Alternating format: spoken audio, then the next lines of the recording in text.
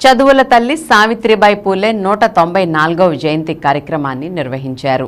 ఈ కార్యక్రమంలో all India Ambedkar Yojana సంఘం జాతీయ ప్రధాన కార్యదర్శి డాక్టర్ మెండం సంతోష్ కుమార్ మాట్లాడుతూ సావిత్రిబాయి పూలే జయంతిని ఆంధ్రప్రదేశ్ ప్రభుత్వం టీచర్స్ డేగా ప్రకటించాలని, అలాగే ఆమె జీవిత చరిత్రను పాఠ్యాంశాలుగా ఏర్పాటు చేయాలని ఆంధ్రప్రదేశ్ ప్రభుత్వాన్ని డిమాండ్ చేశారు.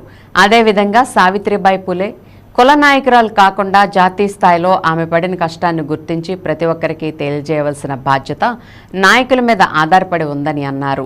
చాగంటి సంజీవ్ మాట్లాడుతూ ఈ దేశంలో స్త్రీలు పాలకులుగా విద్యావంతులుగా అయ్యారంటే సావిత్రిబాయి పూలే శ్రమ ఎంతైనా ఉందని చెప్పి కొనియాడారు. ఈ కార్యక్రమంలో పళ్ళెం ప్రసాద్, నూకపెయ్యి కార్తీక్, దాసరి శ్యామ్, పాకా ప్రభాకర్, ఎన్ గంగరాజు, కనకొళ్ల మురళీకృష్ణ, తెనాలి సురేష్, దిలీప్, రాజశేఖర్ తదితరులు పాల్గొన్నారు.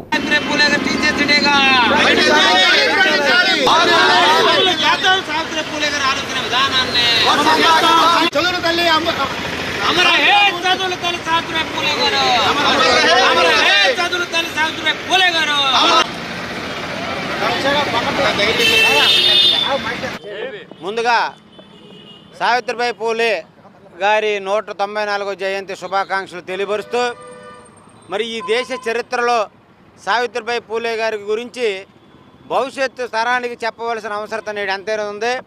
మరి చరిత్ర మరిచిన వాడు తిరిగి చరిత్ర సృష్టించలేడని బాబాసాహెబ్ అంబేద్కర్ చెప్పిన విధంగా సావిత్రి పూలే గారి యొక్క చరిత్ర నేటి సమాజానికి అవసరం.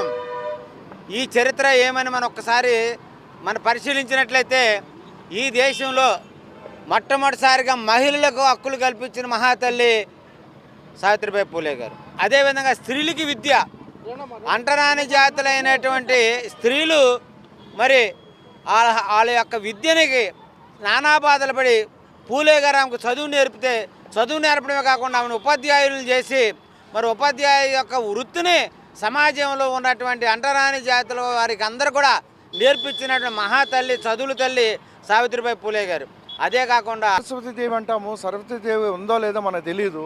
కానీ నిజానికి చదువుల తల్లి సరస్వతి అని చెప్పాలంటే సావిత్రిబాయి పూలే గారినే చెప్పాలి. ఆవిడ అనేక కష్ట నష్టాలకి ఓర్చి అవమానాలు భరించి స్త్రీల అభివృద్ధి కోసం, ముఖ్యంగా స్త్రీ విద్య కోసం చాలా పాటుపడ్డారు. ఆవిడ కృషి ఫలితమే ఈరోజు భారతదేశంలో స్త్రీలు ప్రపంచంలో అగ్రగాములుగా, శాస్త్రవేత్తలుగా, ఐఏఎస్ ఆఫీసర్లుగా, మంత్రులుగా, రాష్ట్రపతులుగా, ప్రధానమంత్రిగా కూడా ఈ దేశంలో స్త్రీలు అభివృద్ధి చెందడానికి సావిత్రిబాయి పూలే గారు వేసిన పునాదే కారణం.